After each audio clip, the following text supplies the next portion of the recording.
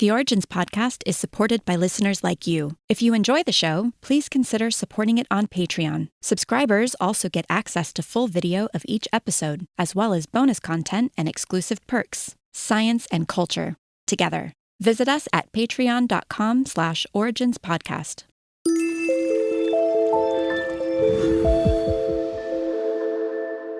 Hello, and welcome to the Origins podcast. I'm your host, Lawrence Krauss. I first got to know Anthony Grayling when we were both writing bi-weekly columns for New Scientist magazine on alternate weeks. When we first met, we conspired to write each other's pieces one week to see if anyone would notice. But alas, New Scientist did away with that column format just before we could. The moment I met Anthony, I was immediately taken not only by his charming manner, but by his vast scholarship and his knowledge of history, and more importantly, by how he used his field of philosophy to help better understand the world. He was a professor of philosophy at Birkbeck College at the University of London before becoming headmaster of the New College of Humanities, where I also teach as a visiting professor. His view of philosophy as an amalgam of critical thinking and questioning meshes with my own, and his lack of jargon makes him one of the most accessible philosophers writing today. Most recently, he's written 2 books motivated by events over the past 5 years around the world, and I took advantage of this opportunity to discuss current issues from Brexit in the UK, where he's been quite vocal, to Trump in the US, and to get his take on the historical perspective associated with the challenges of democracy, free speech, and the relevance of philosophy. Patreon subscribers can find the full video of this program and all our programs immediately upon their release at patreon.com/originspodcast. I hope you enjoy the show.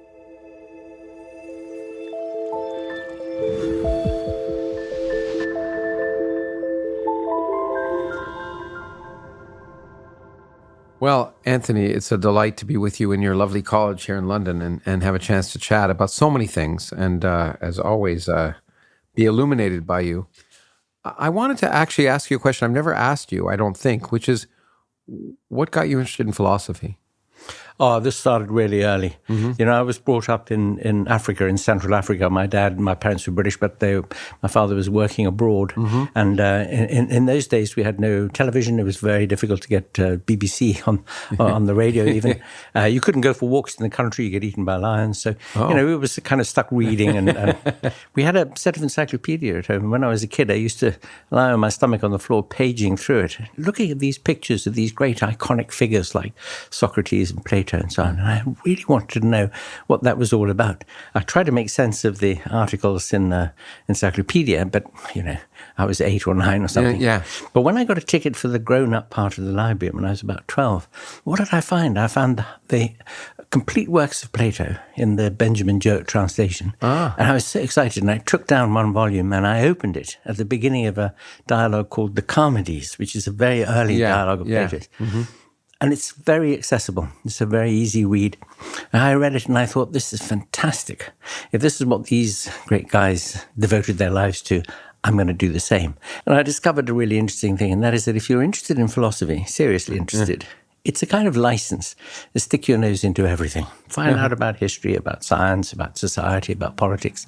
And it's been true, you know, ever since then. I've just stuck my nose into all those things. It's an intellectual menagerie. You can go in fact, that's one of the characteristics, one of the reasons I think I enjoy you so much, both as a friend and a colleague and someone to read, is the fact that for you, philosophy isn't something that's just sort of strictly academic and done in the classroom and logic, and it's as applied to the real world.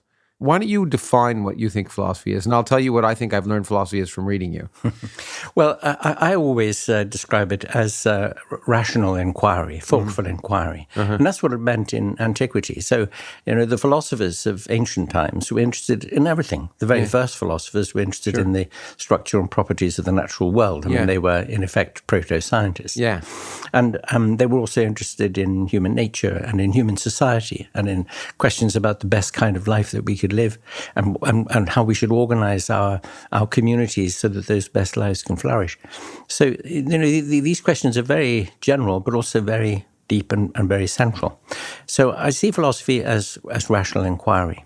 And one has to distinguish between philosophy conceived in that very, very broad way, that license to be sticking your nose into stuff, on the one hand, and on the other hand, academic philosophy. So in the academy, in the university, we tend to just look under the bonnet of the car and tinker with the engine. We don't ever get in the car and drive anywhere. And that's part of the problem in a way, but also it's part of the necessary discipline to get people to know what the basic questions are, to learn how to explore them with some depth and clarity and acuity. And also, if you know something about the historical tradition of philosophy, you're not going to keep on reinventing the wheel as a triangle or something. Sure.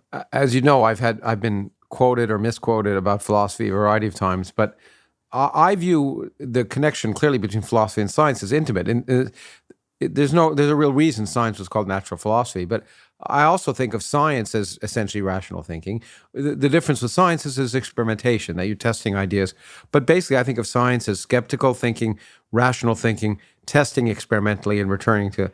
And I think of philosophy as the part of science or that one does when one's trying to critically examine the world using rational thinking. And I don't really distinguish, in that sense, science from philosophy. Scientists are doing philosophy. We are all doing philosophy. I think that's an important thing to think about. But I guess the training is to do it rigorously.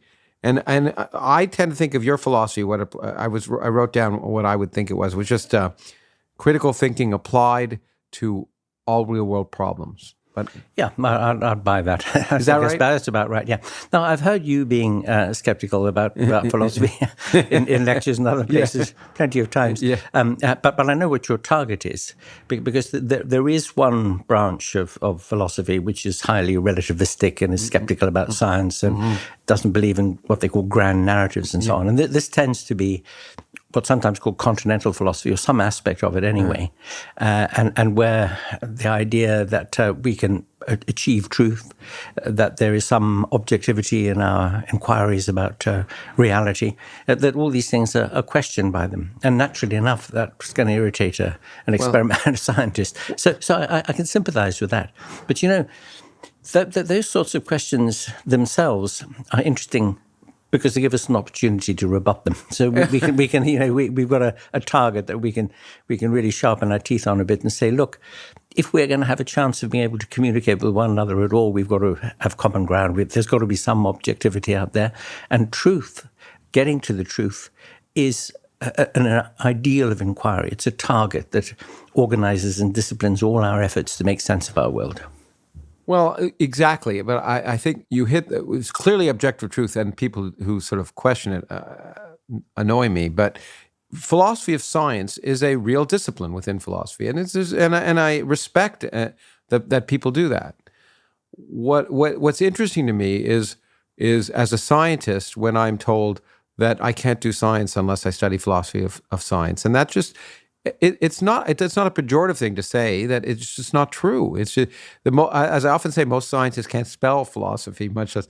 But I mean, it seems to me the other thing philosophy can really do is frame questions. It's especially when you really don't know what the good questions are, and that's why in physics we know what the good questions are, and early on philosophy was quite important. I now think in neuroscience or in cognitive science or in consciousness where we really don't understand anything, that philosophers can play a key role in trying to keep us rigorous and trying to ask what kind of questions might be answerable, what are not, and that sort of thing. I don't know how you. Yeah, no, I think that's right. Very often a characterization of philosophy is that it is the effort to try to find what the right questions are so that you can find some way of answering them. And I mean, actually, science itself provides a brilliant example because the sorts of questions asked and the way they were answered up until, let's say, Copernicus and Galileo and so on, were just the wrong questions. Yeah. And the wrong ways of answering them. So as soon as you've identified that, suddenly you can make a huge amount of progress. But I'll give you an example. I mean, look, this is a division of labor situation in a way. A practicing scientist is just going to get on with it. They're going to theorize, or they're going to construct good experiments and so on, and that's great. And look at the immense achievement that's come out of science. It's one of humanity's greatest ever achievements. But you could also, sit back and you could reflect on the following kind of situation.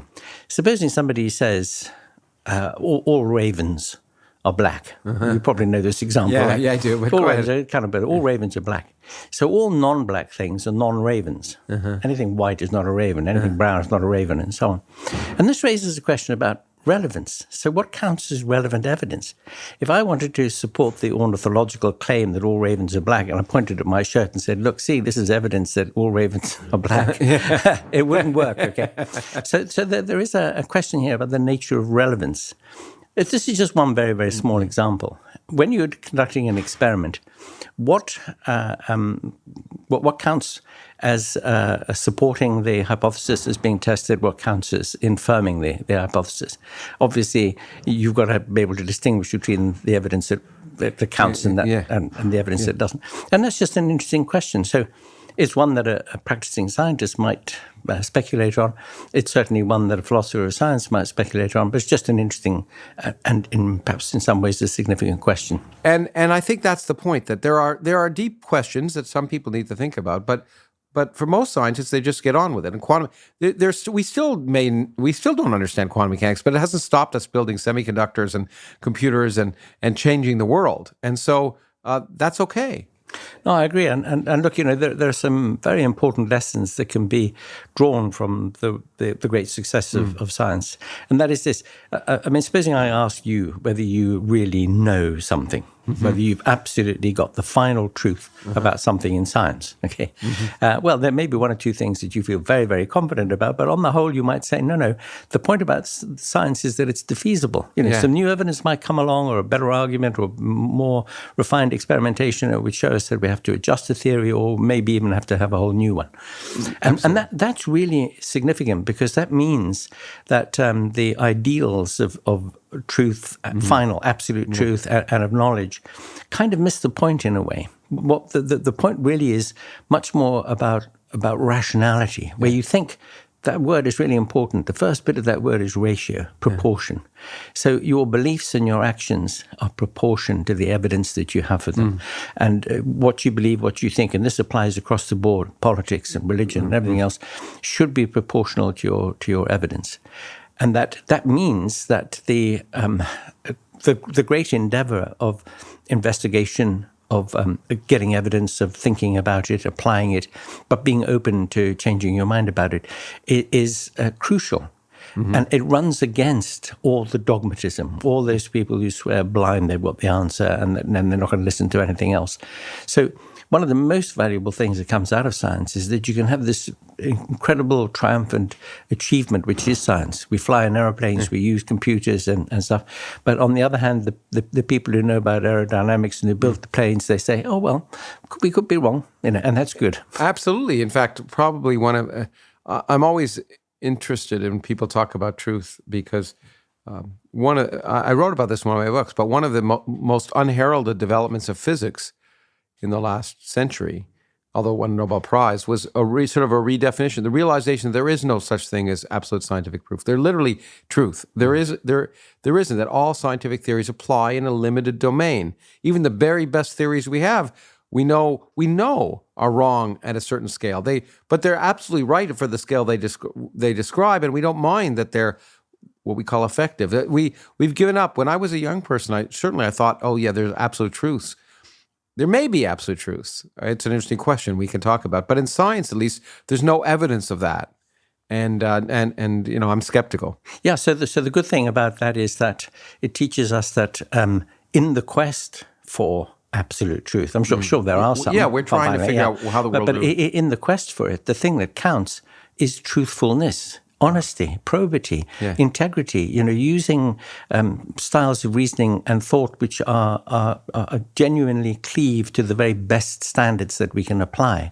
So in the quest for truth, we haven't found it, but we can be truthful in our investigation of it. I love that. Okay. Well, look, you've written about so many topics, and we've discussed together many things, but it's clear lately that there's some things that are concerning you, that if we talk about philosophy as critical theory applied to real-world problems, there are some real-world problems that have been concerning you. So I thought the two last books of yours I know, at least in the United States, one is called The Challenge of Things, which is a series of essays about disturbing things about the world and not so disturbing things about the world.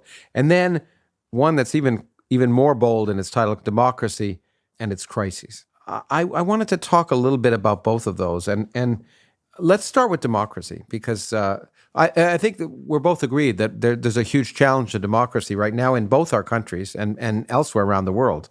I assume that's probably why you were motivated to think about this. And this book begins with Plato, who I'm a great fan of, so that's okay. I'm not such a great fan of Aristotle, although you keep telling me that I should be more of a fan of Aristotle. But you talked about Plato, of course, wasn't a big fan of democracy. And in the very beginning of chapter 1, you say the two things that he really was concerned about was one of the dilemmas of democracy, the danger, in his view, the inevitability of democracy, in fact, being, or at least rapidly collapsing into, rule by the least well-equipped to rule. As Plato put it, on the basis of how such a process could occur in an ancient Greek city-state, mob rule, which the term ochlocracy, I never heard of it before, was coined. Okay, that would be undesirable in its own right, but he said there was another problem, and it's the further inevitability to create a tyrant, basically, to be unstable and create a tyrant. So first, mob rule, secondly, creative tyrant. And when I read that, of course, I can't help but resonate with that thinking, because of course the modern world seems to me has both of those huge dangers associated with it. So maybe you could talk about the motivation for that book, and we'll explore some of the ideas in it a little more. Sure. Well, the trigger for writing the book was the Brexit referendum in the UK and the Trump election in the US. And I should say, for the Americans, you've been an extremely vocal opponent of Brexit here in England. But anyway, sure yes. have, yeah.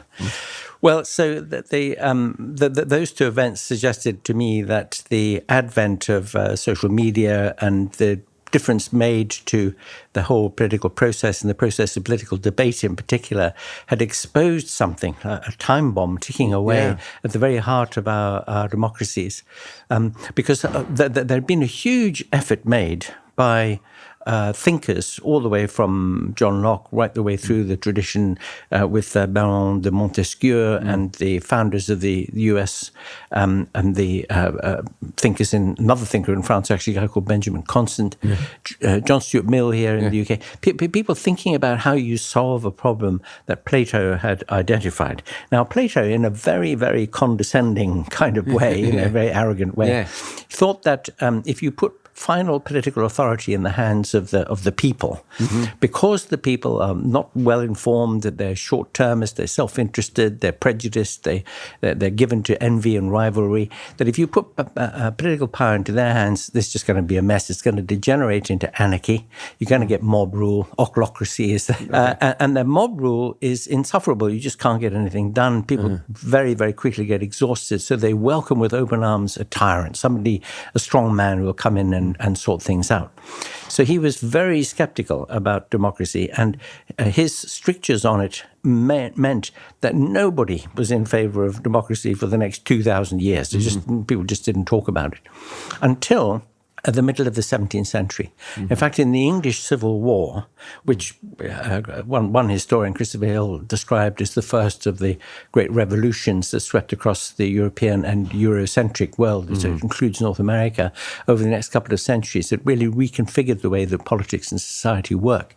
But in that revolution, the English Civil War, there was a moment when soldiers of the new model army of Cromwell said they wanted universal adult male suffrage. They wanted regular parliaments. They wanted an independent judiciary. They wanted to abolish the House of Lords. All that, things that we would nowadays regard as reasonable claims that a Democrat might make.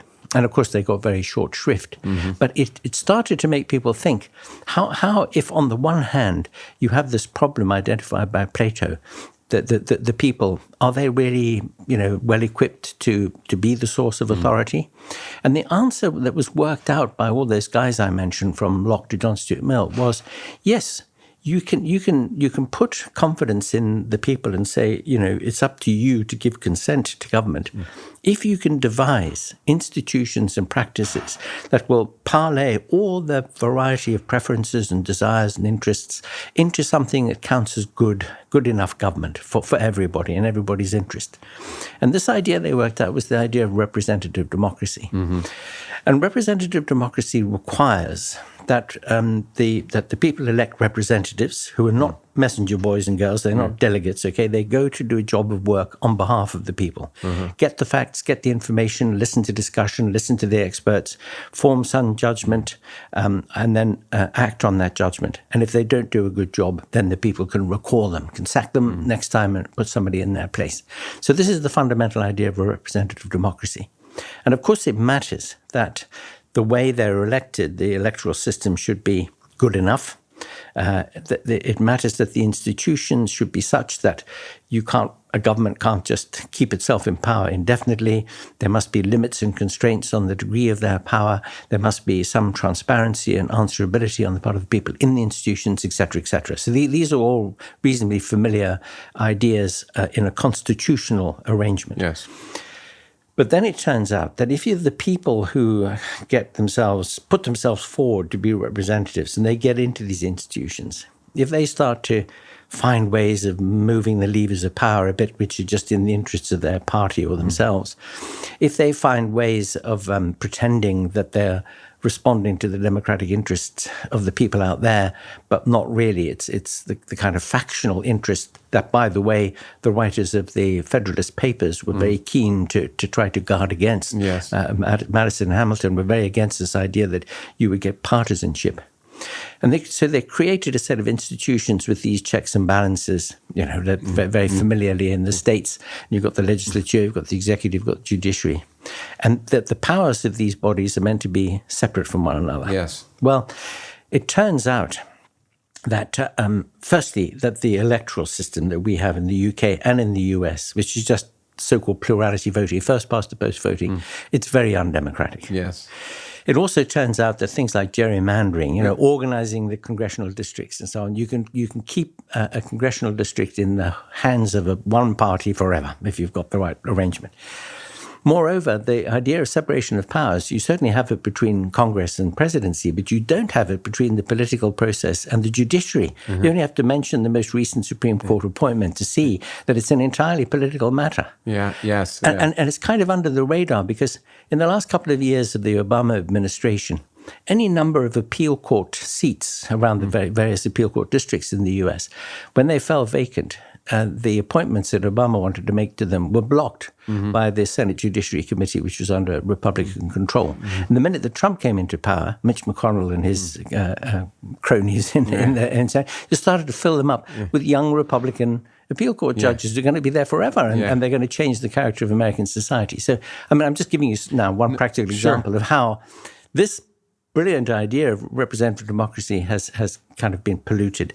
But I mentioned that the very worst pollution of it is social media. So by the use of Twitter and Facebook and robots and putting massive amount of misinformation into social media, what had been a commonplace of politics, which is propaganda, spin, false information, misleading information, that's always been in politics. Yeah, sure. But now it's been heart of politics. Yeah, it's now been weaponized by social media. Of course, we've picked up on it pretty damn quickly, but it really made a big difference in 2016. That was a kind of crucial year in a way, and it needs to be explained to people how this works. Just very, very briefly. Okay, sure. No, go on, Matt. You've got in any election or any referendum, you've got the yes, no, Clinton, Trump, in, out, whatever it might be. Okay, so you've got two blocks of people who've pretty well made up their minds, and very probably they're going to tune out of the campaigns. Bores them, they know how they're going to vote. Yeah. But in between those two blocks, there's a group of people who maybe haven't made up their minds, or who could have their minds changed, or who could be acted upon in some way. And if you can get just enough of those people, you don't even have to get all of them, but just get enough of them to move one direction or the other. Because remember, all referendums, all elections are won on very small margins. Yeah. So if you can target those people, if you can lie enough to those people, if you can spend enough money on adverts that will really hit with those people. And we know that, all these social media platforms are expert at micro-targeting people. They monitor all our activity. They know what interests us and bothers us. So they can micro-target little groups of people and aggregate them all with the right kind of advertising. So this has undermined the democratic process now. And it's vital that in going back to how we organize our democratic processes, we've got to find a way of dealing with that, and we've got to refresh our democracies. Otherwise, we're just going to fall into the hands of cliques or groups who have happened to have had the most effect through these means. Well, okay, that's a great summary, and let's pick apart some of the issues because as I say, you've gone everywhere I wanted to go. But first, actually, I agree with you, but I should have perhaps asked you to elaborate. When you say that our voting system isn't democratic, maybe you can explain what you mean by that, because okay. I think I know what you're talking about. But. Okay, so for the House of Representatives in the US and for the House of Commons in the UK, we use what's called a plurality system or a first past the post system. Yeah. Okay, so just to give you an example, supposing you've got a congressional district with 100 voters and 10 people stand for election, and 8 of them get 10 votes each, and one gets 9 votes. And the last gets 11 votes. Yeah. He's the guy who goes to Congress, representing 11 people out of 100. The other 89 are completely unrepresented. They have there's no representation there. And from this simple fact, which shows that our systems of election are undemocratic, and by the way, the elections to the Senate, are proportional to the number of states, not the number of people in them. Yeah. Then the Electoral College, which exists, to stop some idiot, ignorant, bloviating. Yeah, it didn't work very well. Yeah, okay. So you can see that all the other institutions of the US are even more remote than that. But right there in the system of representation, you've got a very distorting voting system. Leave aside even the fact of gerrymandering. Yeah. To get a more proportional system of election, which really does reflect the variety of preferences and choices, will probably result in the failure of the two-party system. In almost all countries that have the first-past-the-post voting system have a two-party system, and power swings between the two parties. And the result of that is that whoever happens to control the party, the clique, the group at the top of that party, or the activists in the country who determine party policy, are the people who run the country. Whereas if you have proportional representation, you tend to get coalition governments. So you can look at places like Germany and others where they have good systems of proportional representation, or you look at places like Italy and Israel where they have bad ones. So in the bad ones, you get very small minorities over influencing policy. But where you've got the right kind of system and it really works, what tends to happen is that it drains politics out of government. Instead of government being highly politicized, all the politics happens in elections and then in the negotiations between the different parties who are going to constitute the coalition. And then you get a kind of consensus emerging, and then there's government, and government should be for all the people, not just the people who voted for a particular party. That's what this says, yeah. Yeah, so, that's what it says in the preamble to the U.S. Constitution, the people, the whole people. So it's incredibly important that we should look at the way that our system has in fact evolved, de facto, in practice evolved, and how recent events have kind of ripped the cover off it and said, look, it's just dysfunctional. It is. It's clearly, it seems to be. And I noticed in the book, I mean, we're both sympathetic because we've spent time in Australia, but there's two aspects of elections in Australia that I admire. One, you mentioned in the book, which is that you're required to vote. You're fined if you don't vote, because it's an obligation as a citizen, like paying taxes, like anything else. It's part of the social contract, as Rousseau would have said. Right now in the United States, a highly competitive election, one that generates a lot of voting, may have 40% of the population actually voting, 60% not voting. Speaking of your example of 100 people. So even if you run a vast plurality of that 40%, you're still not necessarily representing the population.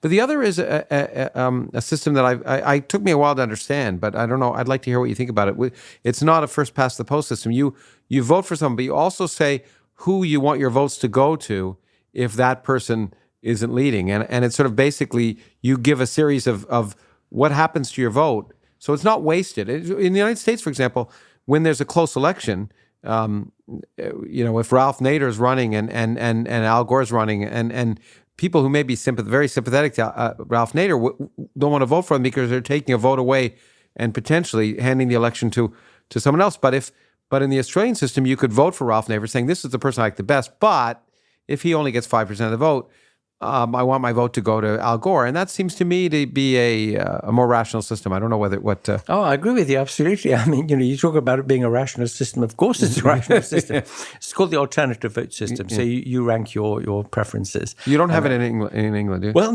we don't have it for elections to the House of Commons.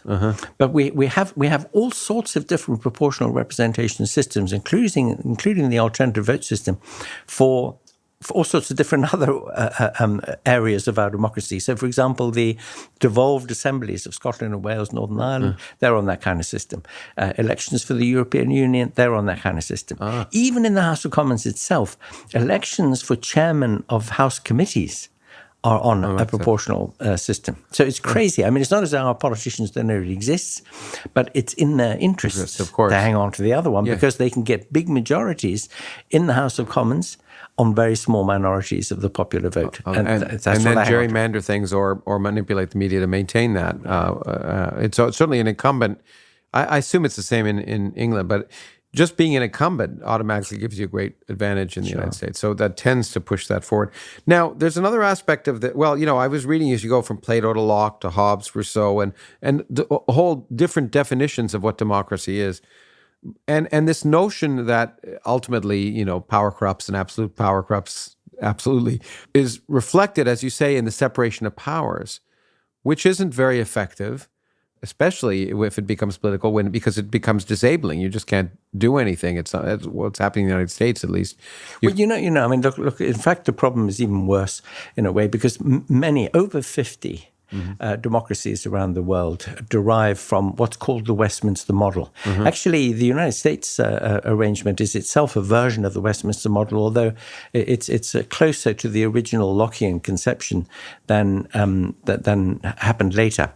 It's an interesting little bit of history. What happened here was that until 1688, the idea was that a king ruled by divine right. It was God who had appointed who was going to be the king. Okay, but because of what happened with the Catholics and the Protestants and the abdication of James II from the English throne, Parliament took over and said, no, we're going to be God here. We're going to appoint the king. So they invited William of Orange to come and be King William of England.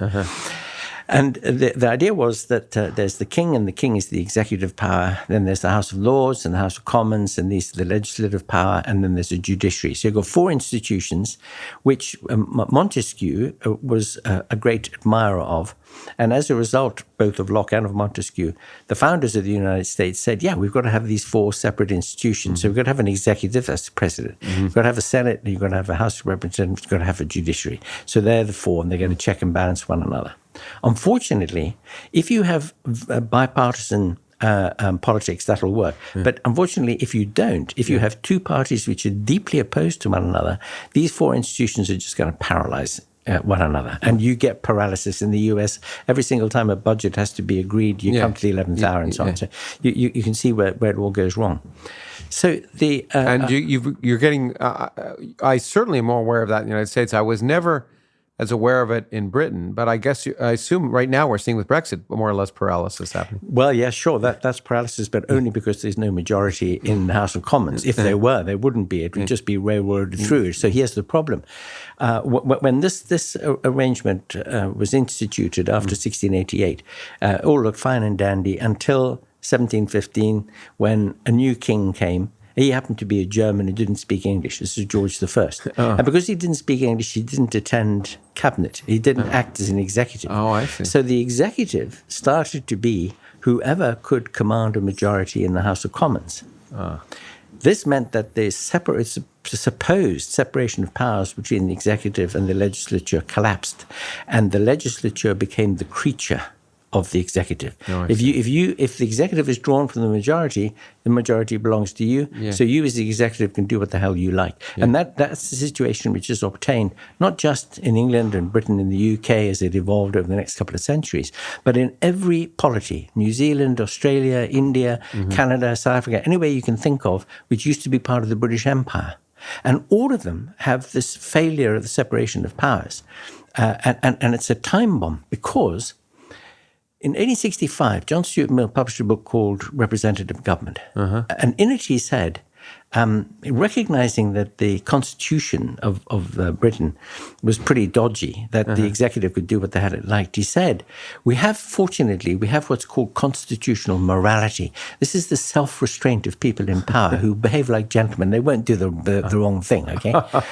Well, when you stop getting gentlemen in power, when you start getting the people we've got in Parliament today in the UK, or people like Trump and so on, they're not going to be restrained. They're going to use every constitutional lever available to them. And if these levers are incredibly powerful, because there's ultimately no check, the executive is meant to be answerable to the legislature. But if it owns the legislature, then it's not answerable to it. Exactly. So this is the problem that exists, and it exists in all those different countries I've mentioned, Canada, New Zealand, Australia, etc. And it's a time bomb.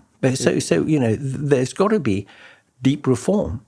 And so far as the United States of America is concerned, yes, you do have separation between the presidency and Congress, but you've got that problem of a failure of separation between the political process and the judiciary, and that's very serious. And it's interesting that it's interesting from your perspective because, I grew up in Canada, so I grew up in a parliamentary system, and then I moved to the United States, and there's something about the parliamentary system that just seems more sensible to me inherently.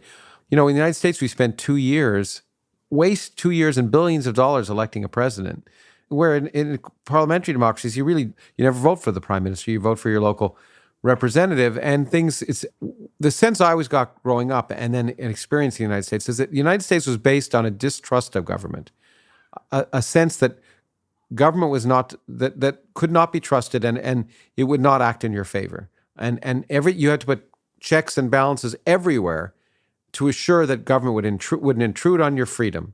And it probably is a legacy of course, of their experience with Britain. Whereas parliamentary democracies, at least in my experience, are based on the idea, government is really there to take care of you. And we'll trust the politicians, we'll elect these people, they'll elect their own prime minister and they'll work on our behalf. So you've got this trust system and this distrust system. And I used to think that the trust systems work better, except for what I'm seeing in now. But I don't know if you want to reflect. Well, you wonderfully articulate the attitude that I think most people have had most of the time about our parliamentary democracies in the UK and Canada and places like that. We've been sold and we've bought and we've believed that the fact that it is a pretty benign system. Turns out, as you're looking at recent events, that is not that benign. And my feeling really is that what's happened in the UK in 2016 and since is a big red flag for all those Westminster model democracies around the world, because they should all be saying to themselves, could that happen here? Yeah. Look, and they've got to think about this, okay? So activists, party political activists out there in the country are very, very few, but very vocal and very influential because they're the ones who choose who's going to be a representative, who's going to stand for Parliament. Then in the political party itself, when it gets into Parliament, so there may be, say, 300 of them or 250 of them, very few of them are going to be at the very top. Who are they? Yeah. They're going to be the ones who are the most effective operators, who have the most support among the activists or who are smartest. So in the end, it turns out that these democracies, which seem so benign, and we seem like democracies despite the lousy electoral system and so on, are actually run by oligarchies. They're really hidden oligarchies. Sure. And the lack of transparency about them is precisely what has made people feel, just as you've articulated it, it's okay, it's kind of benign, it works all right. Well, we'll get to, I know that the good thing about this particular book and discussions is you don't just present the problems. I think you try and talk about some solutions, which we'll get to. But I was taken when you talked about de Tocqueville and others about this dilemma of democracy, achieving democracy while ensuring stable government. And I was interested when you said, is representative democracy, a success? And you said the answer is slightly qualified no. And apparently, and I forget which of the philosophers or deep thinkers you were talking about, talked about this issue of populism versus demagoguery. And of course, in the United States, we're seeing exactly that, the combination of populism leading to a potential tyrant or someone who wishes or acts like he was a tyrant. I mean, the thing about the relationship between populism and demagoguery is that they need one another. It's a mutually parasitic. There's a wonderful phrase I wrote down of yours. You said populist sentiment is an element in which demagogues swim. That's right, because look. If you're poor, if you're out of work, if you're disenfranchised by society, you're not really fully participating. You can't get access to all the social goods that are important in society. You're in a very enfeebled position. So to imagine the masses getting together and rising up as a populist whole is a bit of a myth. Yeah. It takes a demagogue to come along and say to these people, you're in trouble, and I know the answer to it. Yeah. If you will vote for me or follow me or rise up with me, then I'm going to solve all your problems for you. This is the demagogue. This is not the person who is going to solve their problems easily, because nobody can, but he's going to promise that he can do it, okay? Yeah. And this is where you get populism really depending upon the demagogue to get itself going and to make a big difference. And that can really rock the boat a lot. I talked about the two groups and the portion in between. Yeah. When you get populism upsurging, as we're getting in Europe today, that really does shift things in that center ground in a way which is very destabilizing. The trouble is the lack of depth in the discussion, the lack of information. Part of the problem is that our press, the more responsible newspapers like the New York Times, Washington Post, The Guardian newspaper, independent newspaper here, who try to discuss the issues and explore them a little bit and get the facts out there for people. They're read by very, very few people, relatively speaking. And it's social media and it's popular programming that gets out slogans. So instead of analysis, you get slogans. Instead of proper policies worked out, you just get tweets. You just get tweets. Yeah, exactly.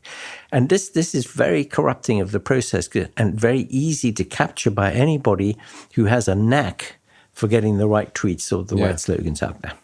Populism, for me, didn't have a negative connotation. I mean, pure populism sounds good. And you mentioned, the Arab Spring was an example of populism. And that, at least from external observer, the idea of populism rising in Arab countries seemed like a very good thing. So it's just if it's exploited, and maybe there are counterexamples you know of, but at least the ones you list are not counterexamples. Populism inevitably, as you say, leads to someone who can exploit and tap into that populist sentiment. It doesn't seem to lead to a representative democracy. See, I don't see what happened in Arab Spring as a case of populist uprisings. Okay, good. You take Egypt as an example.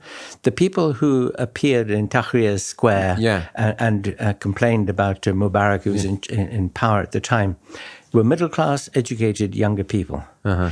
And the people who are in the vanguard of a revolution of that kind are not the people who inherit the revolution. Yeah. Because Egypt is in a worse place now than it was before then. Yeah. What they do is they topple a tyrant, and then, there's a kind of anarchy ensues. This is great Plato at work here. Yeah. And then you get an even stronger guy who comes in and takes over. So they lose out.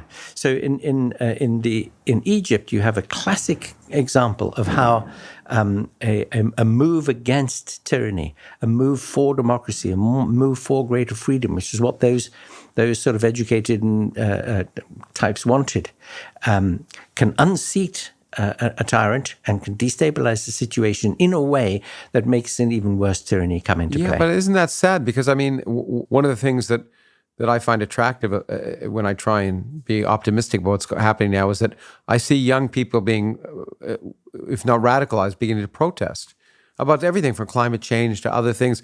And having grown up in the 60s, to me, that just seems like getting young people involved in the system, especially since they're going to grow up and become part of it, and be willing to protest and be willing to complain is a good thing. But should we say no? We shouldn't encourage that because it will lead to destabilizing tyrants. No. I think it is a great thing. I think it is a great thing.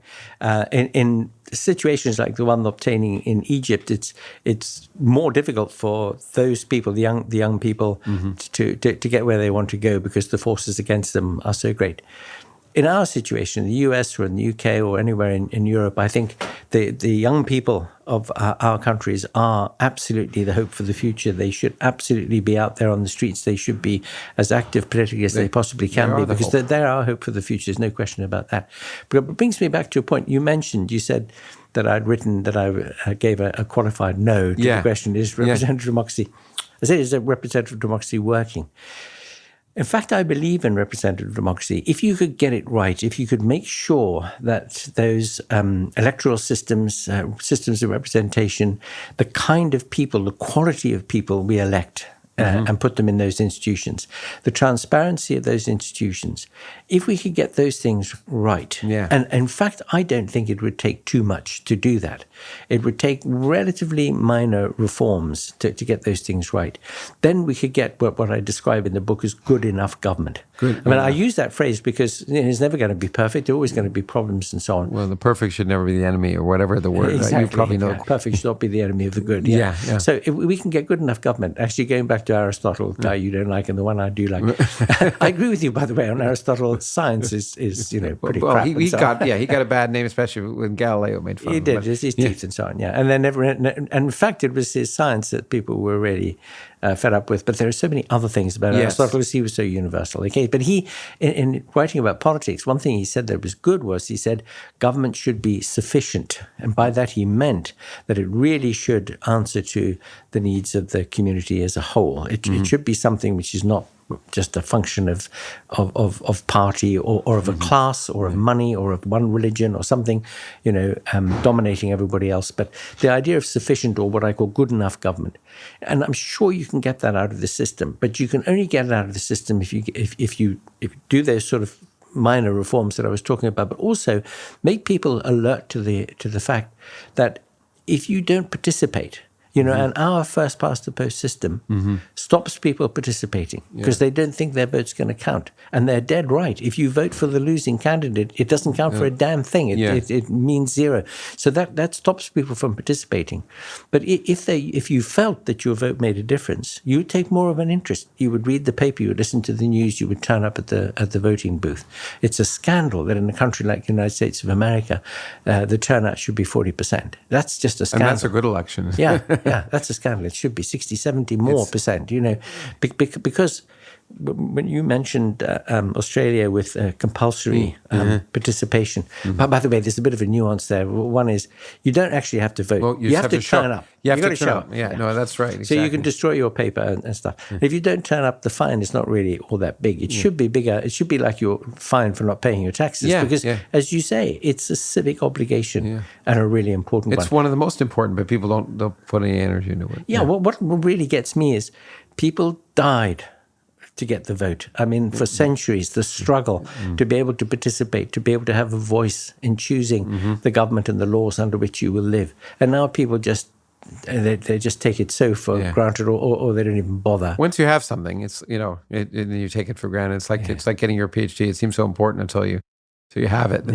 But or anything. I think it is perhaps the least appreciated freedom that people have in a democracy. And you talked about ways to make it better. One of the things that you point out, which is, and I wanted to ask you about Britain, because I know what's the situation in the United States, but it's I think you referred to it as pay to sway. The interesting thing is, and you made the point quite clear, that elections, be it Brexit or for president or for Congress even usually, are won by pluralities that are very minor, and that you can manipulate a few people, and it's been recognized. If you put money into it and focus it, as little as $400,000 will make the difference in an election, and that's a very small investment for a very big payoff down the road. If you then can manipulate laws to for any number of reasons. One of the biggest concerns or tragedies, at least many of us think in the United States, is Supreme Court judgments that basically took away limits on spending on campaigns, so that while there are pro forma limits on what you can spend on a candidate, you can create an organization that basically supports the candidate and put any amount of money into it, which a number of people do, literally put billions. These are the super PACs, right? Yeah, super PACs and the Koch brothers. And are in the UK, are there right now? Just money is what determines, and it's well known. You can demonstrate it clearly, the empirical evidence is the more it's spent, the more likely you're going to win.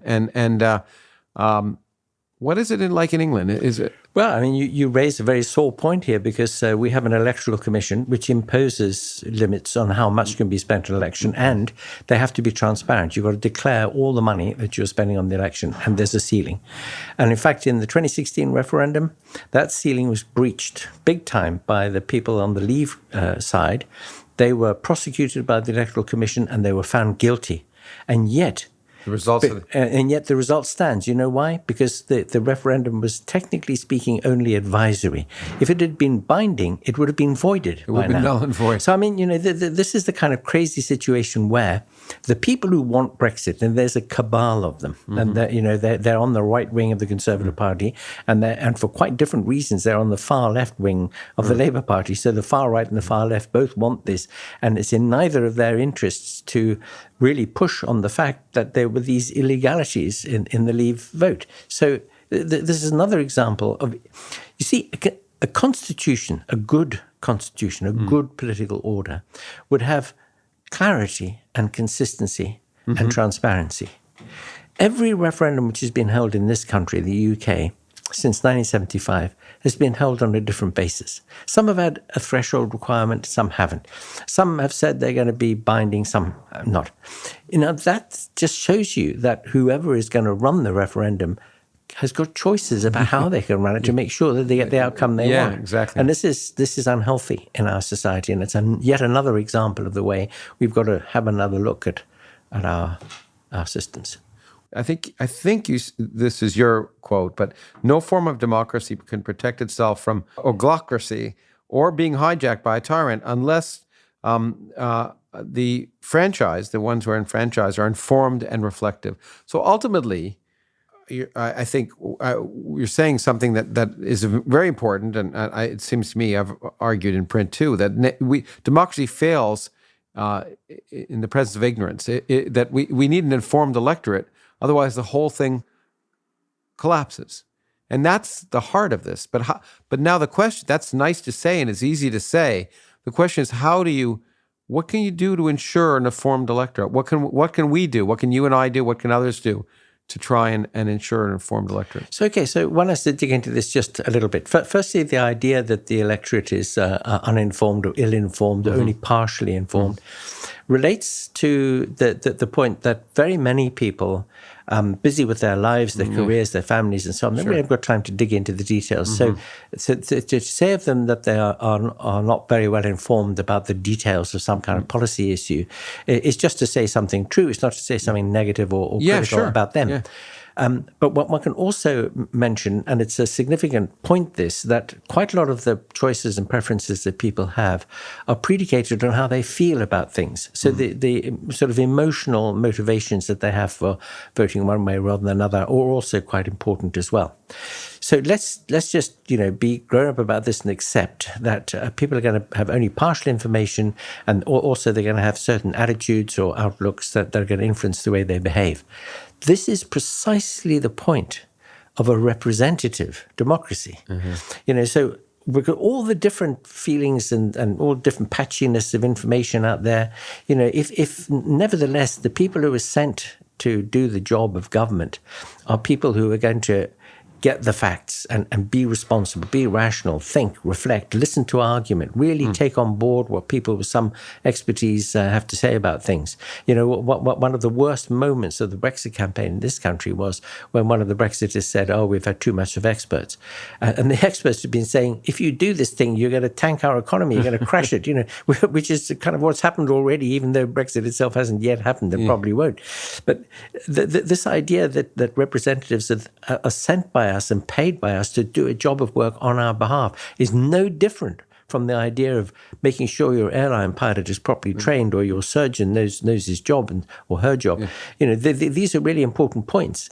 And if you fail to recognize the importance of having these structures, these institutions which are meant to be working in our interest, and if you allow those institutions to be hijacked in the way that they have, then the people out there are going to be very ill-served. And I think what's happening in the United States today, what's happening in the UK today, what could easily happen in so many of our fellow democracies in the world today is illuminated by this. Yeah, well, absolutely. It's the same thing happens in the United States, of course. You see the effort to exclude experts, to exclude people who can not make the decisions, but can provide the data that the representatives should use to make the decisions, and that they're typically excluded.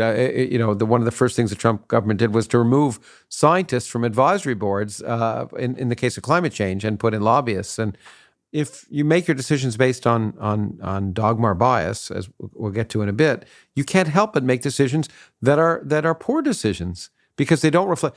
As you point out, the wonder about science in some ways is that it can produce things, but it also makes predictions that we can test that work.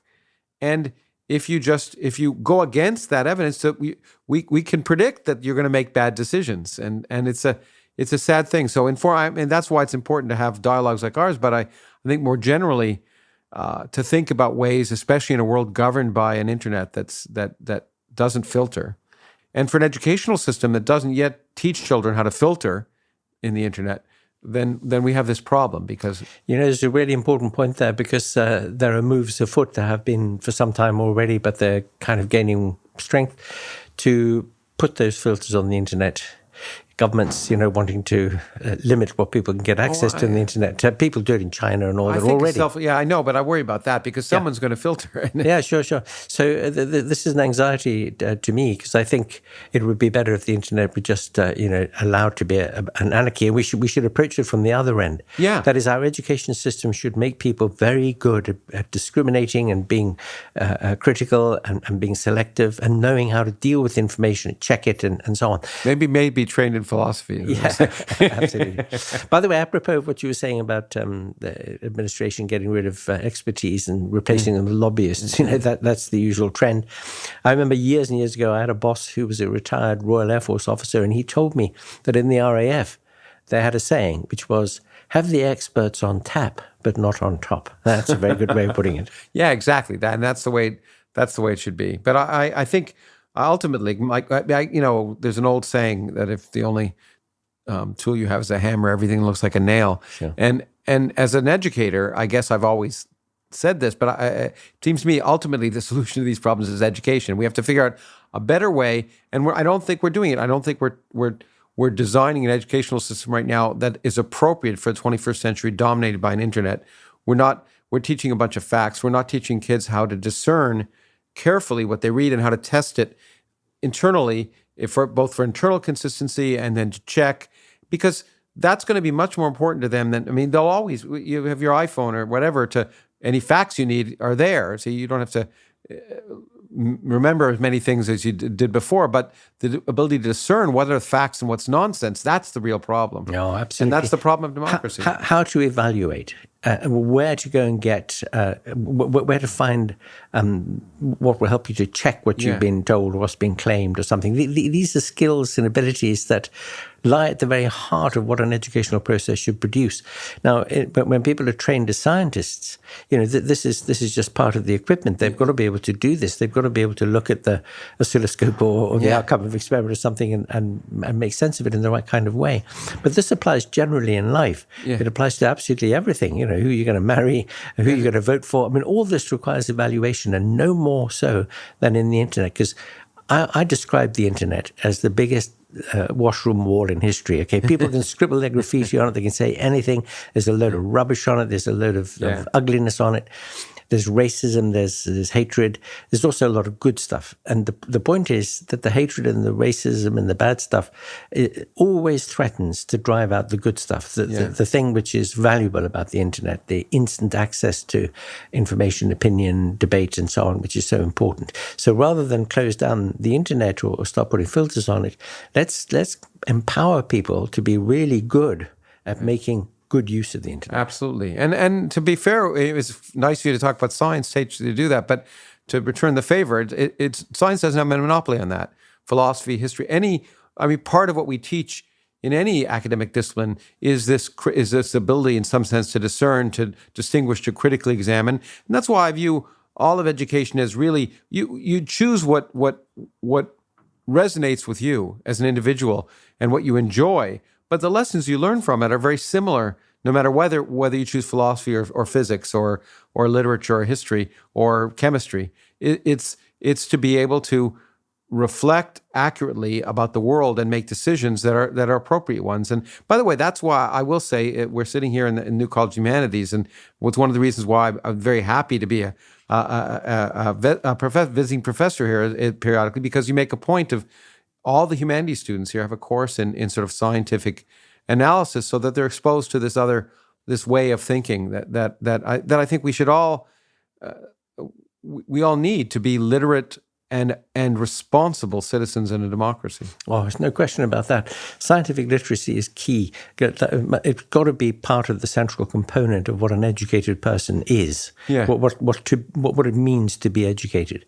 But on the other hand, thinking about the humanities, so as you say, we're in the new College of the Humanities here. The thing that I believe about the humanities is that it constitutes a great conversation that humankind has had with itself for a couple of thousand years and more. And the things that are of value, the things that have survived and have been significant in that great conversation, are things that respect incredibly high standards of thought, of insight, of creativity. And every single one of us who studies the humanities, all my students here, for example, are inheritors of this. They inherit this great tradition where these standards really matter. They're given a key to a gate that lets them into a country where they become citizens of a universal order with these people in it. It's just a fabulous idea when you think about it. Anybody who takes it seriously, who really reads and thinks and debates with attention, focuses their mind on it, asks themselves really good questions about it, they're going to get out of it things that help to shape them and shape their responses. We're not in the business of teaching people what to think about anything. We're here to help them become those good evaluators, those really good, acute, critical inspectors of what other people claim. They're going to become, I hope, very good at being able to make a case which is persuasive for something that they really believe in and think is right. These things matter. Well, so not to teach typically what to think, but rather how to think. How to think. And that leads me nicely to a quote, I think, from George Bernard Shaw that I got from you, which relates to one of the problems of democracy and allowed us to move into another topic. He said, many people would rather die than think, and most people do. That's Bertrand Russell. Yes, Bertrand Russell. Right. It was Bertrand Russell. It was one of those British people. Yeah. It's a really good remark, that, isn't it? Yeah. And in fact, I have a portrait of Russell hanging in the hallway of my college to remind people of that saying. Nobody's going to step into this college and die without thinking. And when I read that, when I was reminded of that quote, which I'd heard before, most people rather die than think, and most people do, I couldn't help but think of religion. Because it seems to me ultimately that's exactly what people do. They die without thinking and call it religion. So maybe we can make a segue to that Sure. from democracy to an area where we both written about. And in fact, when I look at your other book, which was written before Brexit and Trump, the challenges of things, you're looking at issues, and you were concerned, as was rightly the case then, before these most recent crises. The big crisis was the clash of cultures, the rise of fundamentalism and its potential challenges around the world, which certainly arose and continues to be an issue.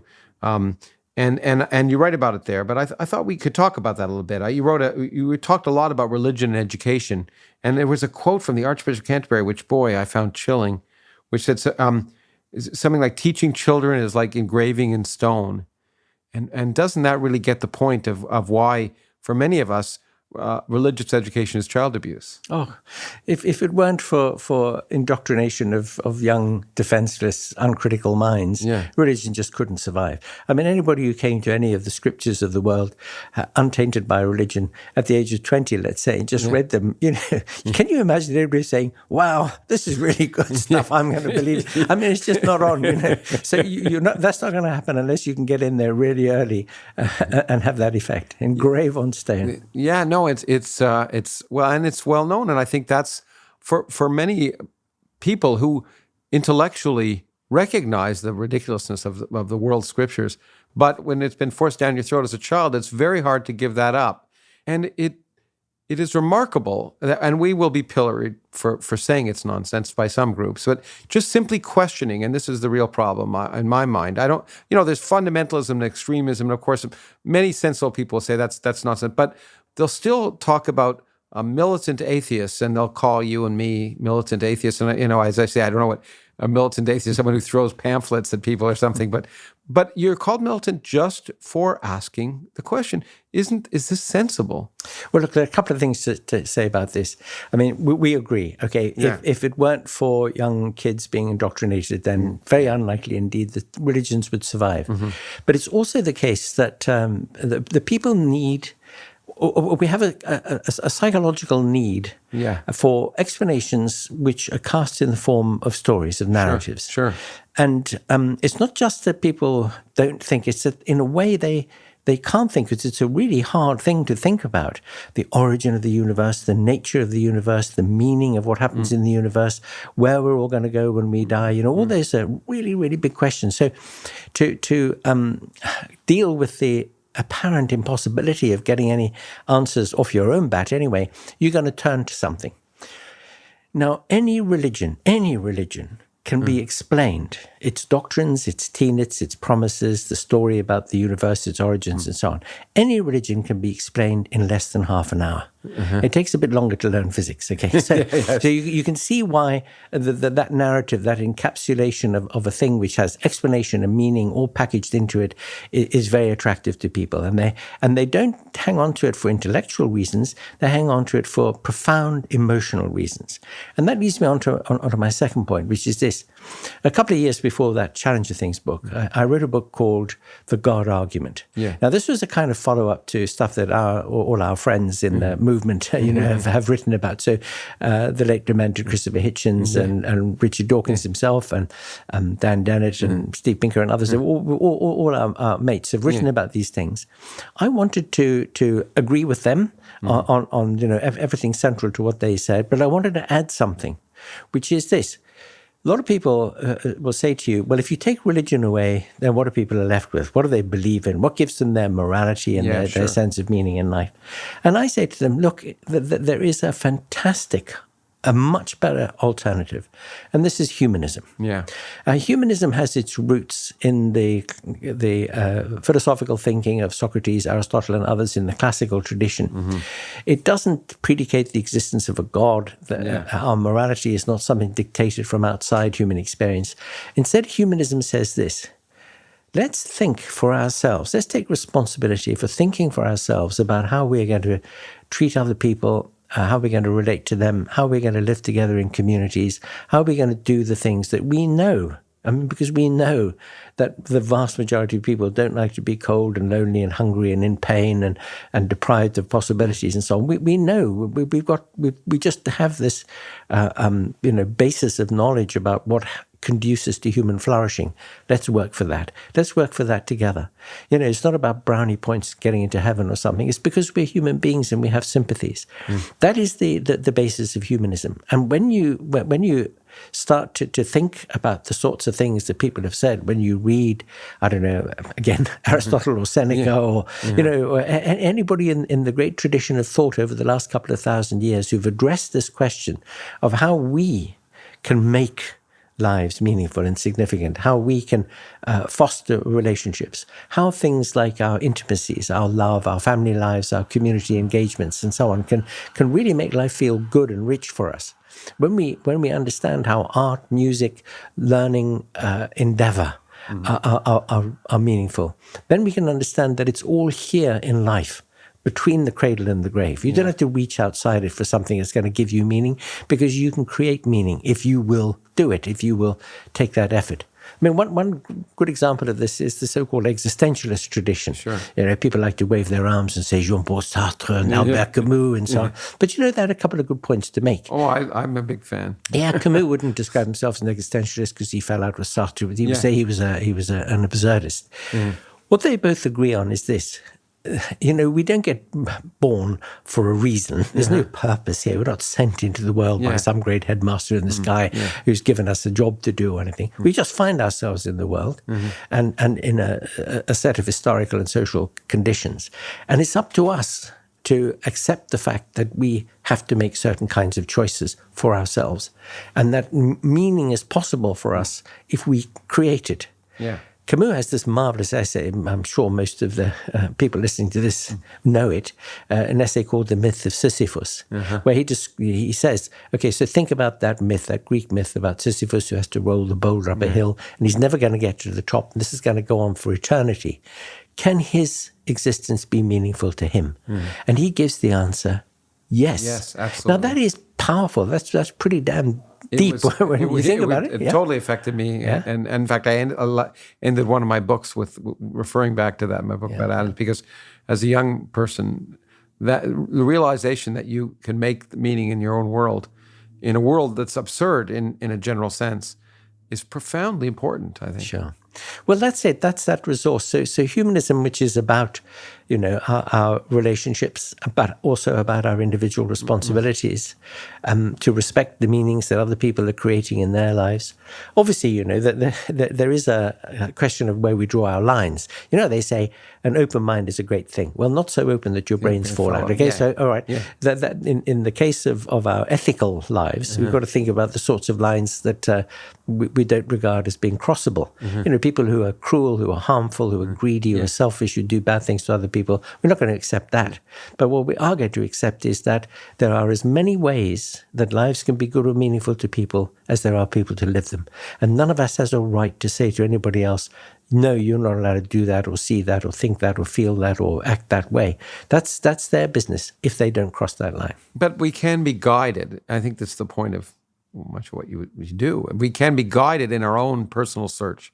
You actually put this to work, and you put your pen where your mouth is, and wrote a book, a version. Many people think of the Bible as the guide for life, and the Bible is an awful. No one would ever want to guide their lives by the Bible, not literally, because of the violence and misogyny and everything else that's in the Bible. But you wrote a book, I think it was called The Good Book or something, which was a humanist version of the Bible. It was basically stealing from the ideas and traditions and beautiful poetry and thought throughout the world, written in verse as the Bible, as a potential guide that people could use to think about how to live their lives. So, well, this was a long time ago, more than 35 years ago now. In fact, when I was a graduate at Oxford, and I was thinking to myself, ethical systems fall into two broad categories. On the one hand, there are the divine command types of moralities where some deity says, this is how you've got to live, otherwise you're going to fry. And the other are fundamentally humanist moralities, which start from the question of our human nature and experience. And I thought to myself, if only people had gone to that second resource, to the historians and the poets and the philosophers and the letter writers and so on, no mention of gods or religion or afterlife or anything else, and just noticed that in that resource there is an enormous amount of insight, consolation, inspiration. And if they put together, texts from that into a biblos, a book that could have been a resource for people to give them guidance and insight and so on, instead of the Bible with all its stuff about God and hell and heaven, what a different world it would be. And I thought to myself, somebody ought to do it. And then I thought, oh, damn. Because, when you think that, you realize it has to be you. So anyway, it took a long time to do it, because I plundered all the literatures of the world to cull these texts and to do to them exactly what had been done to the Bible. Because we know from scholarship how the Bible was made. Yeah. It was made out of, abstracting texts and paraphrasing them and joining them together and editing them and so on. So I did the same with all these to put together this book, the Good Book. Yeah. And I don't know, people might think it was an act of temerity or of madness or something, but I can imagine that in a couple hundred years' time, maybe I'll be a god. You never know. Exactly. But I better register right now. I'll be a really bad one. Okay? Even though the bar hasn't been set very high in history, I'll be even worse than that. Yeah, that's the problem. That book that designed itself to not have any divine will become in the long run. Yeah, that's the problem of history, I suppose. But in talking about look, certainly humanism and what philosophers and poets and have written about are the same things that have inspired many religious writing. And I think you're right. Well, it's not profound to say you're right in the sense that there's no doubt that religion, as it's carried out, fulfills a need for many people. There's an innate, as you say, there's an innate need to find purpose in things, even when there isn't purpose. First of all, that's maybe not such a productive thing. But there's an innate need for community and many things that religious experiences provide. And so I think when we talk about moving past religion, it is absolutely true that we need to be able to meet those human needs in a way that's maybe more productive, less divisive, and more true to the real world.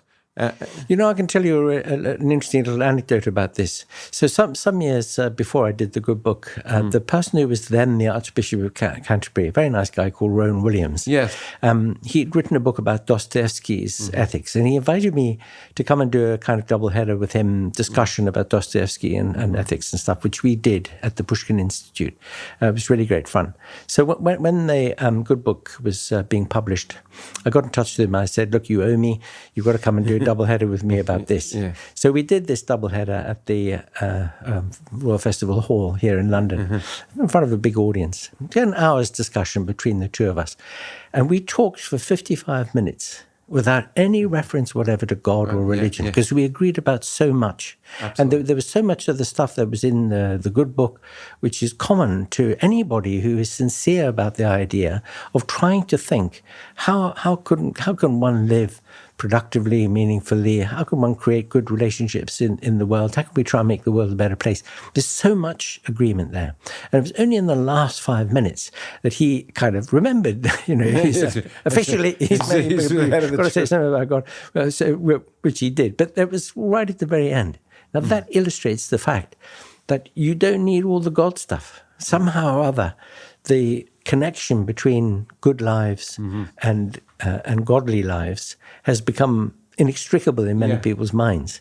And it's also the case that we've lost the sense that what we think of as spiritual replenishment. Now, whenever people use the word spiritual, they mean something to do with transcendence and deity. And I say, if I could use the word in an entirely secular sense, just to mean the complex of my emotions and my intellectual attitudes and so on, then I think the spiritual side of our lives is the most important fact about us. Well, enjoying things like beauty and love and music. I think so, although it's semantics. This word spiritual just resonates with me personally the wrong way. But, it does with me too. Sure. But, and I often think, well, people go to church every Sunday or synagogue or whatever they do, and we could replace that with something else. Would be a sense of community, rock concerts or poetry readings or whatever you want.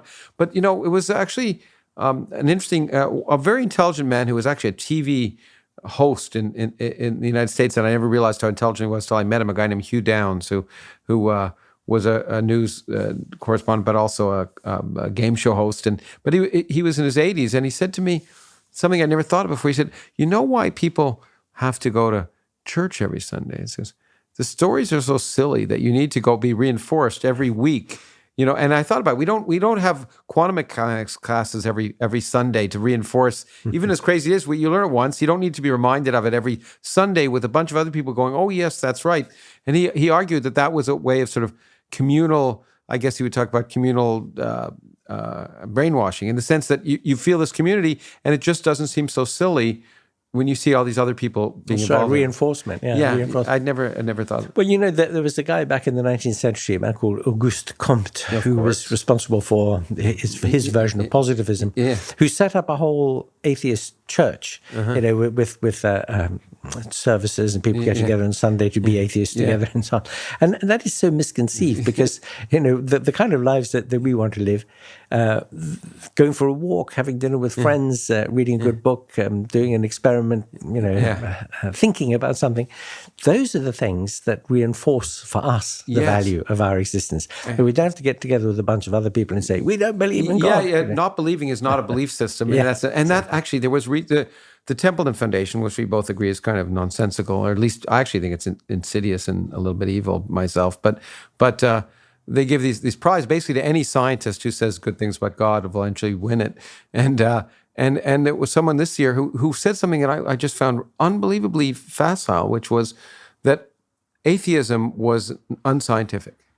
And in fact, as you point out, that it's not a belief system, it's a choose not to believe. So in fact, he was arguing in favor of agnosticism, but agnosticism is a form of atheism. It's just simply saying the evidence isn't sufficient for me to believe, is what many people who would say they're agnostic would say. But that is a form. Not believing is just a form of atheism. So it's just well. Look, this takes us back to the point we made much earlier about rationality. Sometimes people say, "Will you come on a radio program and discuss religion?" And I say, "No." I'm fed up with discussing that. But what I will discuss is whether or not there are fairies at the bottom of the garden. And they say, oh, you're being trivial. And I say, no, I'm not, because the arguments against there being fairies are just the same as the arguments against there being gods and goddesses. And I want to dramatize the point that this is about rational belief. Yes. This is about having, the kind of evidence to which you proportion your thoughts about what the world is like and how you act. So I make the point to people. I say, look, you know about induction, right? You know that no inductive inference is ever guaranteed. So look, you've been wet every time you've been in the rain without an umbrella in the past, but maybe the next time you won't get wet. So would it be rational to not take an umbrella the next time it rains? The answer is no. So it's that degree of strength. It's that what's the expression of approaching zero? Asymptotic approach to zero. Yeah, of probability that there are fairies at the bottom of the garden or gods in the sky. That's the kind of and in fact, in science, that's the point is.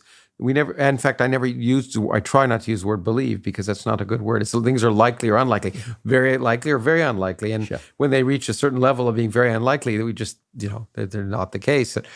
And it becomes literally irrational to believe them or to act upon them. Exactly. It becomes literally irrational to act upon something that's so extremely unlikely as to.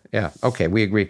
Well, I was very pleased that you trashed someone who I like to trash because everyone talks about the kindler, gentler religion and they refer to Buddhism and they love this guy, the Dalai Lama, who I find also, by comparison, of course, he seems, many things he says seem reasonable. And you make great fun in one of your book about his statement about many faiths, one truth.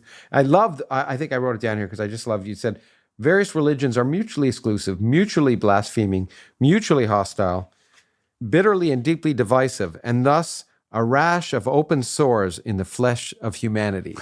and so maybe we could just trash the Dalai Lama together for a little bit and just make sure we've covered all our bases. Well, I think what the Dalai Lama illustrates is that if you get people who are, you talked about people who are charismatic earlier and who become great celebrities because they have charm and they're obviously very nice and they're very careful about how they put their point. And they provide a kind of mask for a whole range of things behind them, which get more and more and more absurd, and in some cases more and more dangerous, as we can see in the effects that they have, distorting lives, being against women, being against control of fertility, even indeed prompting people to commit mass murder. So, you have the reasonable and the nice people, and then they make it more difficult in a way to say, actually, the things that even these very, very nice people believe are connected with things that it just brings a lot of bad stuff into play. And so that, I think, is the difficulty with them. Now, I take the view that you should be respectful and kind to every human individual, no matter what their beliefs and so on, so long as they're not doing harmful things. But not... you should not be respectful and polite about beliefs that you think are wrong or dangerous. It's the people you can respect, but the beliefs you don't have any need to respect. So I've plenty of time for the Dalai Lama as a person. He seems to be a perfectly nice chap and so on.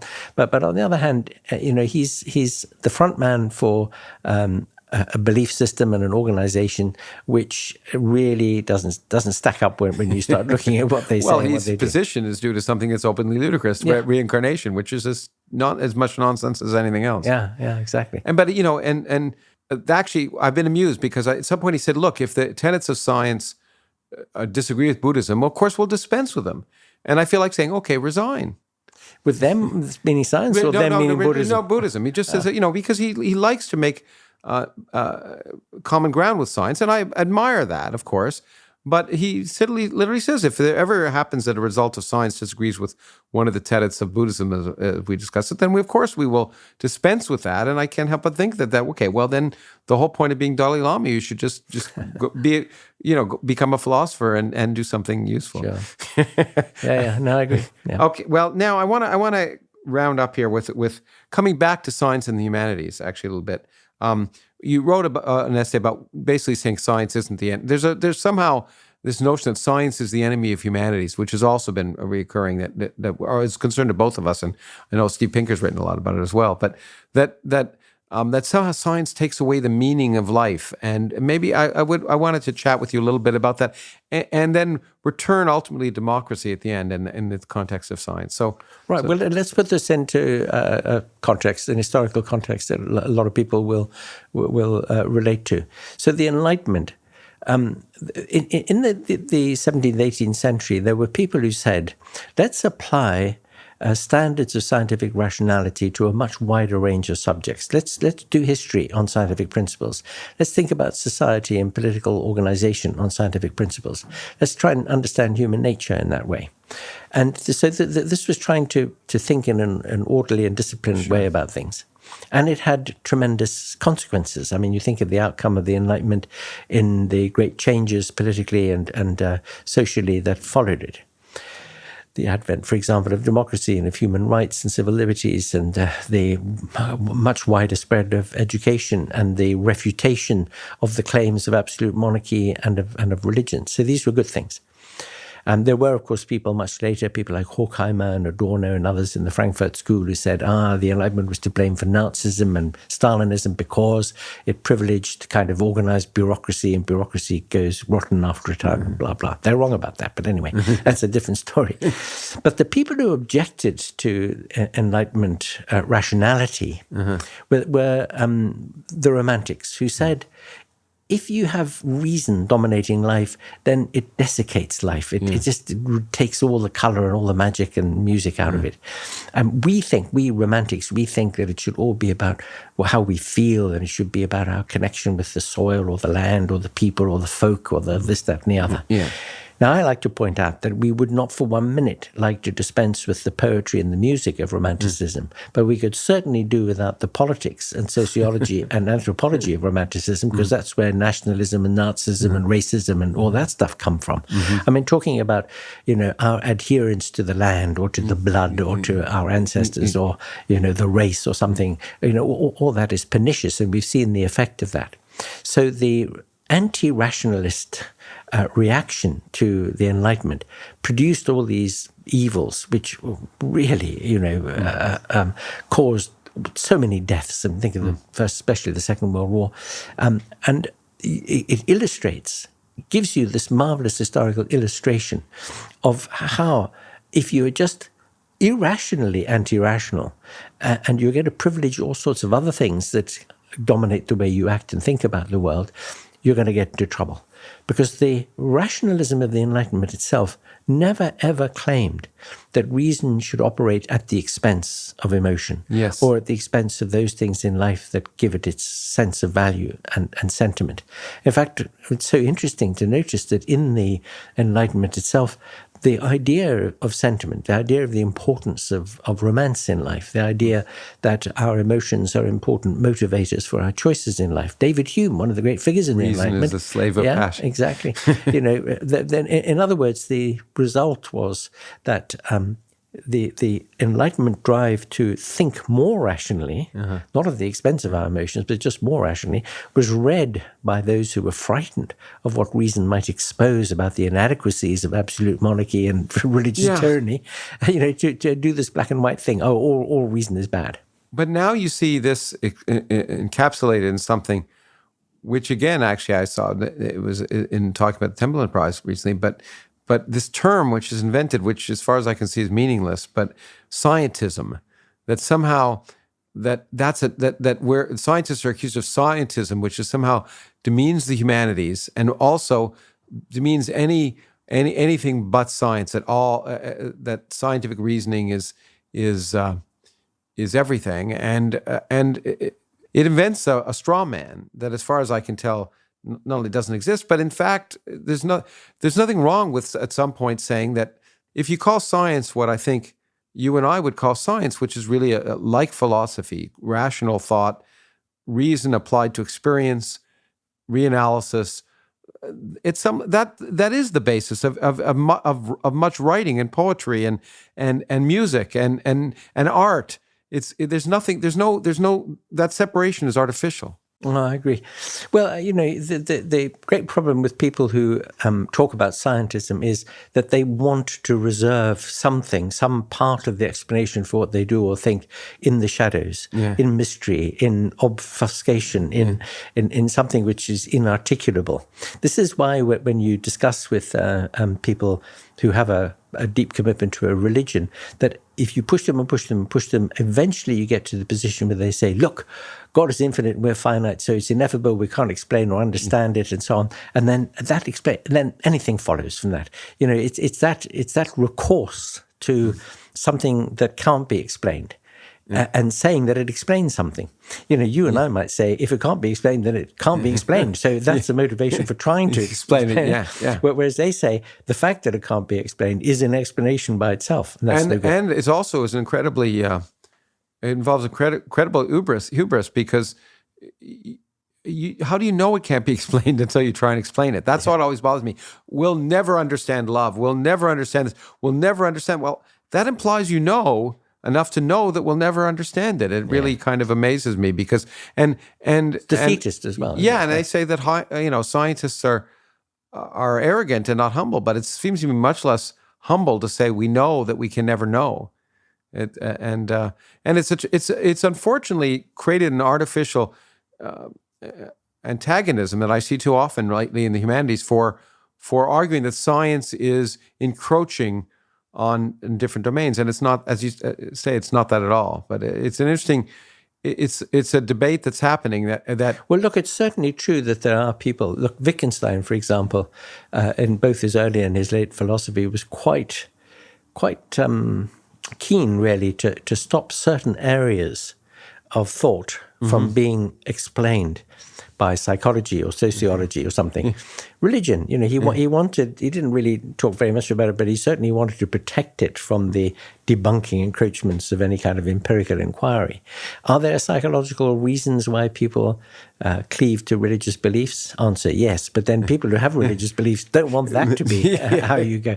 So, that's part of the motivation that people have for saying that they want to try somehow to put a cap on what science can claim to be able to do or to explain. But I think that intellectual honesty, so we go back to the whole business about the kind of intellectual honesty and integrity that we need to apply, says that nothing should be immune to question from any direction. Exactly. And I'm not only guilty of that, but proudly guilty of that. Part of what I've done in the last few of my books and is say, look, there are questions that science is supposed to address, like why is there something rather than nothing, or why are we here? And my point is that we've learned a lot, and science has informed that discussion tremendously. Like it or not, we've actually changed what it means to say why is there something rather than nothing. And people do object that how dare science address this question that it can never possibly address. And you're absolutely right. Anytime you say that questioning is wrong of any sort by anyone, then that's problematic, and that allows us to return to where we began. Actually, you wrote an essay about science and democracy, and you have argued, as I've often was sympathetic to, the notion that science may not be causal, but it's very difficult to imagine democracy without science or science without democracy, in the sense that science ultimately leads you to say everything is subject to question.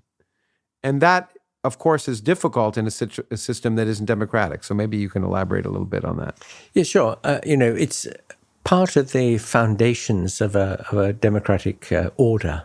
And remember, a democracy is not just about periodic elections. Sure. It's about a situation where people can discuss, debate, ask questions, challenge, put forward ideas, have them shot down and stuff. I remember some years ago being invited by the UN Development Agency to go to Bhutan, which had just reconstituted itself as a democracy. It was really interesting. The former king had decided that he'd had enough of being a tyrant. So he said, right, we're going to have a democracy. And he imposed democracy on his people against the will of the people. Actually, they didn't want it, but anyway, they had it. So there was this conference there, and it was absolutely delightful because it's a delightful country and the people are great. And it's a little government. It had 8 ministers and the prime minister. And so we're discussing the idea of what a democratic order is like. And a very minor contribution that I made to the discussion was to say, look, the sound of democracy is noisy, because there's discussion and debate and disagreement and so on. The sound of tyranny is silence. Oh. That's because nobody gets a chance to put a point of view or to ask a question or to disagree. So it's only in the noisy, bits of the world where when people can ask and investigate, where they can do stuff to find out how things work, that you get the possibility of any kind of discovery. It might be historical discovery or psychological or scientific discovery in general. So there's a very natural connection between allowing people to think and question and explore and a democratic order. In fact, the scientific revolution of the 16th and 17th centuries really started after the Reformation, not because Protestants were more interested in science than Catholics. It's not true. Galileo was a Catholic and he was interested in science. Okay. So it wasn't a Protestant Catholic thing, except in the following sense, that in the Protestant parts of Europe, the religious authorities were not powerful enough to stop people from thinking. And that's what allowed science to start get going. Of course, it started with Kabbalah and Hermeticism and astrology and so on. But out of all that, the fact that people could think and discuss was a really powerful impetus for people who were serious-minded and who wanted to do serious science. Yes. And not just Kabbalah, but, I mean, Newton spent most of his time in religious thinking. He was a part-time physicist or scientist. He did pretty well. But that when I was reading that, and I've been thinking about this a lot lately, because you also in that book are sympathetic to something I am too, which is that concerns about freedom of speech in China, for example, which is undoubtedly, as you point out, and I think it's clear, is going to be most likely the dominant economic force in the world in the latter part of the century. But this is an interesting question because China is working extremely hard to become a scientific leader, at the same time as it has a system where dissent is certainly not easily allowed. And it's a different kind of thing that, Russia, this former Soviet Union used to have, well, it had very bad science, but it also had very good scientists. I kind of think that the difference was there. In the Soviet Union, everyone knew the government was lying. It just sort of, well, we understood that. But everyone was skeptical on the side and they all could talk. And maybe it bred that kind of interception. Whereas it used to be, as a physicist, I would get very good students from China at the undergraduate level and beginning graduate level because they do very well in their exams. The problem became after that, partly which was their training to respect their teachers too much, never to want to disagree, which of course is an anathema to any emerging scientist. But nevertheless, China is proceeding by leaps and bounds in science. And so I wanted to ask you about that potential tension and where you see it going. Yeah, sure. So this is really interesting and needs some sort of digging into. Firstly, I spent a bit of time living and teaching in China, actually. So I have first-hand experience of this. I can't disagree with the teacher business, which is, of course, the diametric opposite of what should be happening there. Yeah. If you dig a little bit into what's going on, you will see that there is a particular application of a general truth about any sort of tyrannical regime. Tyrannical regimes are much, much more efficient than democratic ones. Sure. Because they don't waste time and energy on discussing stuff. Yeah, sure. And they don't change policy every few years because there's been an election. They just go for it. Yeah. Okay? So the particular application of this is that they will encourage and fund, up to the hilt, scientific research projects which are going to bake bread for them. So on alternative energy sources and high-speed transport and, all the technologies of space. And also those areas of science which have very high status. So they want to, get the Nobel Prizes and publish more than anybody else and make the discoveries in those areas of science which happen to be at the moment, the ones that are really hot. Yeah, okay. So there are two areas of science there, the ones that are going to be technologically and economically very productive, and the ones that are going to be very high status. How much completely open blue sky scientific research and thinking there is in China, I wonder. The situation in the Soviet Union is actually a kind of 1950s black and white version of what's happening now in China, which is that you had all the spurious stuff about how you can increase production and so on, a millionfold in impossible ways. But you also had a huge amount of time, energy, effort, and resource going into building nuclear weapons. So that's kind of tells you how, in a regime like that, like the Stalinist or Soviet regime or like the Chinese regime, they're going to direct what happens in science for very particular strategic reasons. It's not like science in the US or in Europe. Well, but I'll tell you, and maybe this is a cause for hope, is that I see changes in scientists and students from China. I see them in my own field, which is, after all, a very abstract and esoteric field, but also high status in the sense of particle physics and fundamental science. I see changes taking place in a culture of questioning, a culture the same, and you can't help it because they're interacting with scientists from around the rest of the world, and the scientific culture is as far as I can see in my own field is growing in China, and maybe whether that will have an impact politically, I don't know. But. Well, back in the 17th, 18th centuries, when people published stuff of a politically inflammatory nature, even though the authorities did from time to time crack down, they sometimes didn't bother because not very many people could read. Yeah. So, the situation in China would be that if somebody is working in a very esoteric region of astrophysics or something, they're not going to be too bothered about it because the great majority of the population are not really going to cotton on to any implications that it might have. So, it's kind of protected in that way. It's like the fact that when I first walked into the Second Language Institute in Beijing back in 1982, and there on the shelf was John Stuart Mill on liberty and Tom Paine, the rights of man. I thought, blimey, these should be very incendiary texts in the Chinese context. And then I clocked it. Nobody could read English, so it didn't matter that they were there.